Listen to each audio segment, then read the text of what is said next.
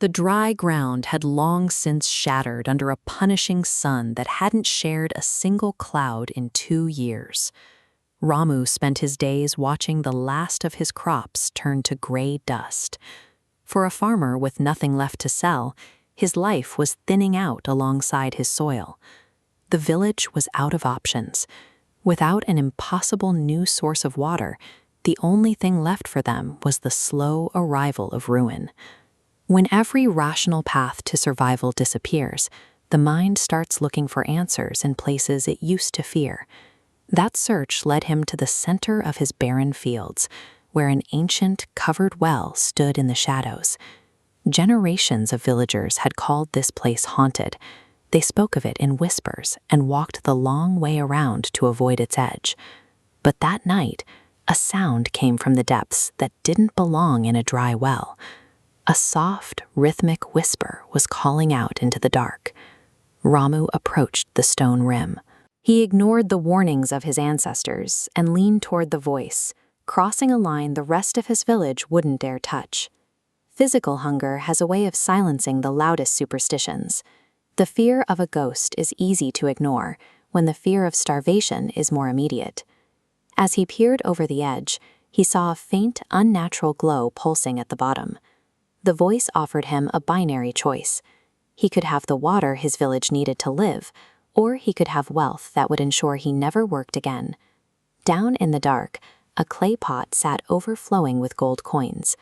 Resting right beside it was a second pot, small and completely empty. The voice set the condition. Ramu could lift one pot out of the well, but only if the other pot was filled in its place. The sight of the gold immediately changed his priorities. The memory of his dry fields and his neighbor's thirst was replaced by the sudden, heavy pull of greed. He gripped the rope and began to hoist the gold. But as the pot rose, the physics of the lift began to shift. The higher the gold traveled, the heavier the rope became, straining his muscles beyond their limit. The empty pot was acting as a psychological counterweight. It was filling with the mass of his own ego and greed, pulling against him with a force that had nothing to do with gravity. The weight became a literal anchor. Ramu's hands burned as the rope began to slip. His body dragged toward the dark opening of the well. The more he tried to claim for himself, the more the burden threatened to pull him down into the abyss. As the dirt gave way beneath his heels, Ramu looked down into the dark. He was seconds away from following the gold to the bottom. He opened his hands. He let the rope slide away, watching his only chance at wealth vanish into the shadows. A heavy crash echoed from below, followed by a silence that felt heavier than the gold.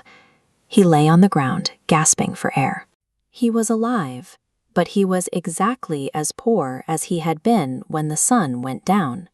Survival required a trade.